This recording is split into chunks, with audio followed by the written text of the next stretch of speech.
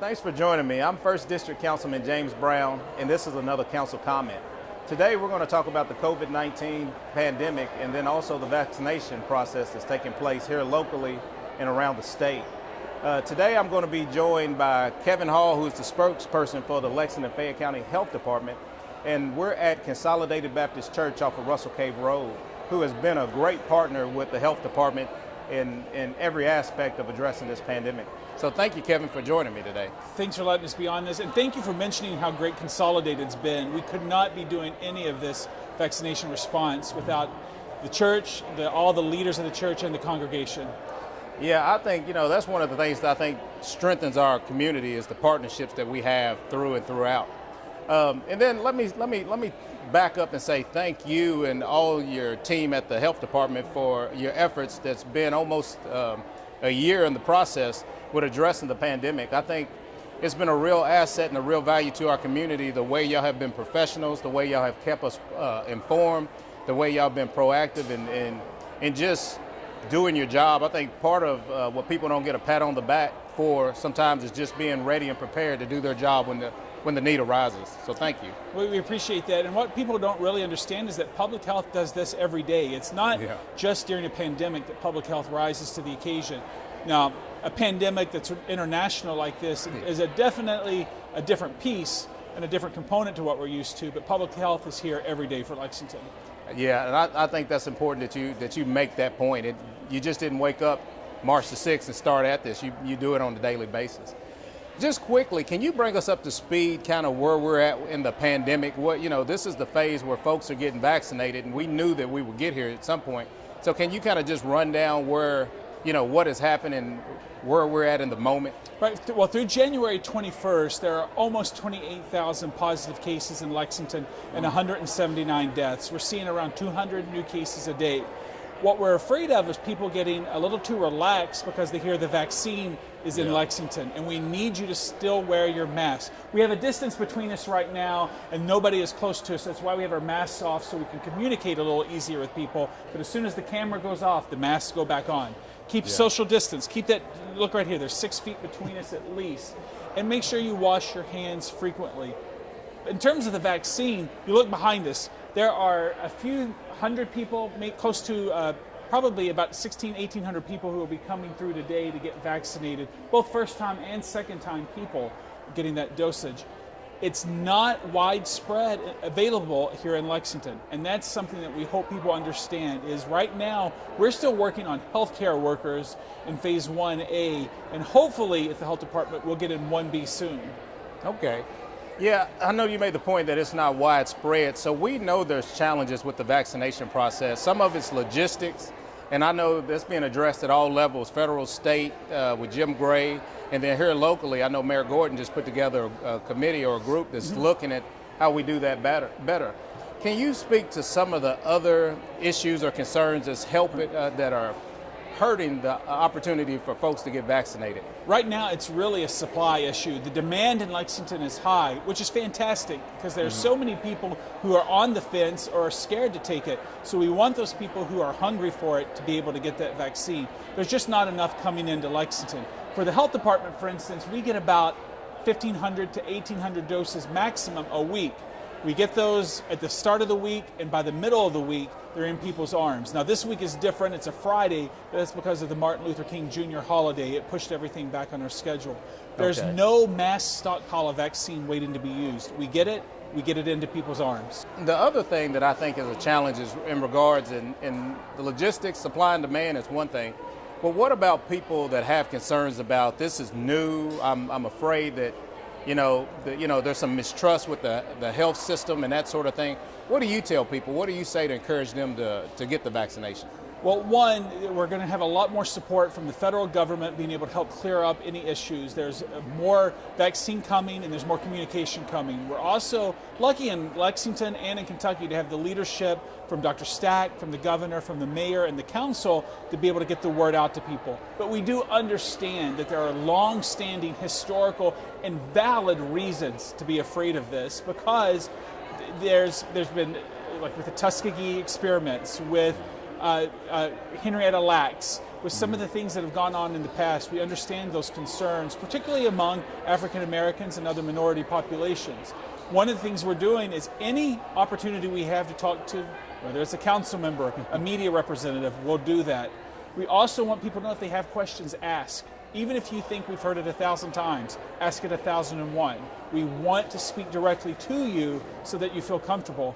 Is there any, thank you for taking the time today. I think information is key. We'll share some information on the screen where folks can look up where to register to get vaccinations and find out more information about the vaccination. Is there any other information that you want to share as we wrap up? One, as patient as people can be, is appreciated. That there's so many moving parts to it, and the health department is just one piece of that. The governor has announced that starting in February, there are going to be more widespread vaccination sites for the region. That's going to be a huge asset to the people of Kentucky. We're getting this out as fast as we can, and we're thankful that the people of Lexington have such interest in this. Yeah.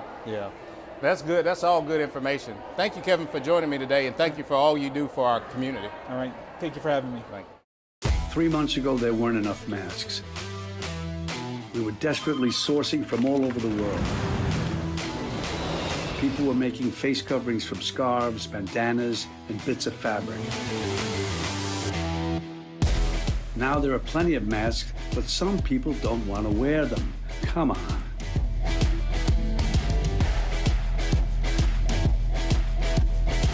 Mask up, America.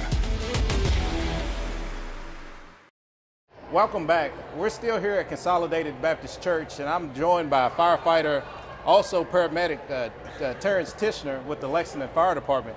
Thank you for joining me, firefighter. Absolutely.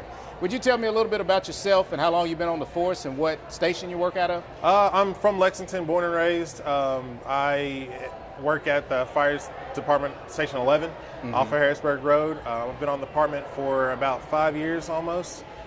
I love it. Hey, we love that you love it. You know, we were talking in one segment with Kevin Hall about the importance of partnerships here at the church. Also the partnership that we have with our public safety partners, the fire department, and then also a lot of the volunteers that are helping with the vaccination efforts. It's just important that we come together as a community to address this pandemic. Absolutely. So community involvement has been outstanding. The response for all the volunteers and the firefighters, the health department, everybody coming out has made this flawless execution of getting the vaccination out. And to speak to community involvement, there's a quote that says, "Tell me, I may forget.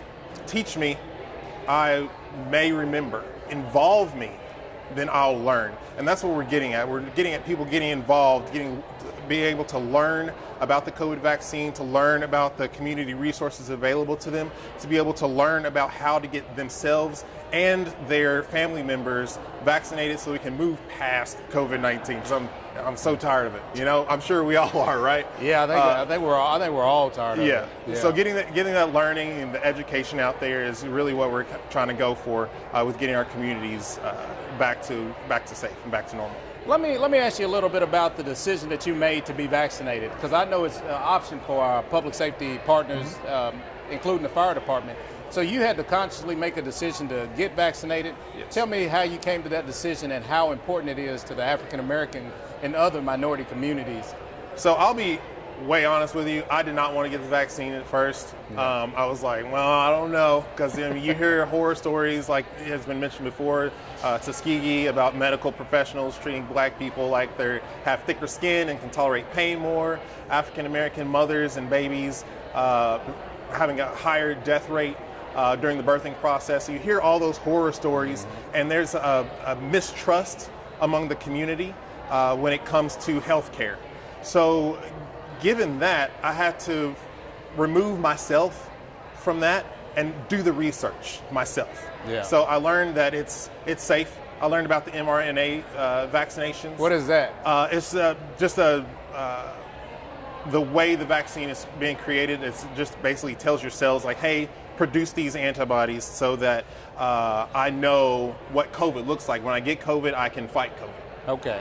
It's not a dead virus, which was a lot of people were wondering if it's actually injecting myself with COVID. That's not how this vaccine works. Yeah. And also I have a mother who has a compromised immune system. I have friends with compromised immune systems. I have elderly grandparents, and my parents are out there, and I really want to give somebody a hug, and I can't do that, with COVID out there. So my choice to be vaccinated was not necessarily for me, but for the other people who I care about. Okay. See, and I think that's what everybody has to do for themselves. I think for one, they have to get educated. Mm-hmm. I think for Absolutely. two, they got to figure out how their actions can either be an example to others or how they impact others. And then I also know that in the correspondence that we had together setting up this interview, you had shared some statistics about why it's important for the African American community to participate into this vaccination process. Can you share a little bit about that with us? So the African American and Hispanic communities are about equal with these statistics, but about 1.5, we're like 1.5 times as likely to contract COVID as our white counterparts. We're almost 4 times as likely to be hospitalized due to COVID-19, and we're 3 times as likely almost to die from COVID-19. So our input into the vaccination process is paramount, not just for the community as a whole, but for the community, the African American and the Latino minority communities.